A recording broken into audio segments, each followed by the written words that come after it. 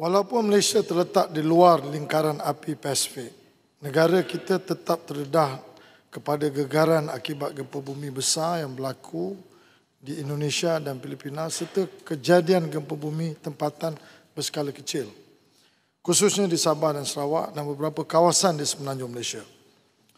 Di antara langkah-langkah pemberitahuan awal kepada masyarakat untuk bersedia, gempa bumi ini sebenarnya tidak boleh diramal. Manakala kejadian tsunami boleh diramalkan selepas berlaku gempa bumi di dasar laut. Sehingga kini tidak ada teknologi yang mampu untuk meramalkan kejadian gempa bumi sebelum ianya berlaku. Namun demikian, Kementerian Sumber Asli dan Kelestarian Alam, NRAS, melalui Jabatan Meteorologi Malaysia atau MET Malaysia, komited dalam memperkukuhkan pemantauan gempa bumi serta pengeluaran amaran awal tsunami melalui Sistem Amalan Awal Tsunami Nasional Malaysia. Sistem ini beroperasi 24 jam sehari dan 7 hari seminggu. Dikendalikan oleh Pusat Operasi Gempa Bumi dan Tsunami Nasional.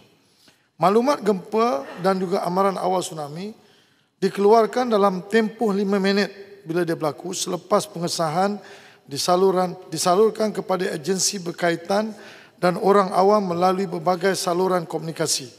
MET Malaysia juga sedang menaikkan taraf sistem bagi mempercepatkan pengeluaran maklumat ini daripada 8 minit ke 6 minit dan seterusnya secepat yang boleh. Ini proses dalam tahun 2026, kita akan cuba mengurangkan maklumat awal ini daripada 8 minit ke 6 minit dan seterusnya ke lebih rendah daripada itu. Kini terdapat 80 stesen seismik di seluruh negara, disokong oleh 323 stesen antarabangsa dengan data masa nyata, iaitu dia very real time. MET Malaysia turut bekerjasama rapat dengan Pacific Tsunami Warning Center dan juga South China Sea Tsunami Advisory Center dan Indian Ocean Tsunami Warning and Mitigation System bagi memastikan amaran lebih awal, tepat dan diyakini.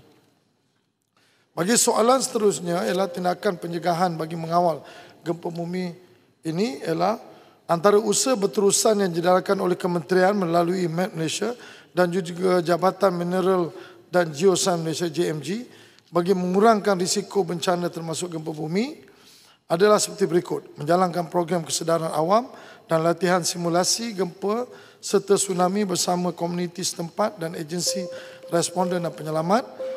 2. Mengemaskini data, rekod dan peta bahaya seismik negara secara berkala untuk pengetahuan umum. 3. Memperluaskan kajian pemetaan sesar aktif dan penilaian risiko bencana di zon berisiko. Dan 4. Menyediakan khidmat nasihat dan kepakaran teknikal kepada agensi yang tidak untuk tindak balas bencana.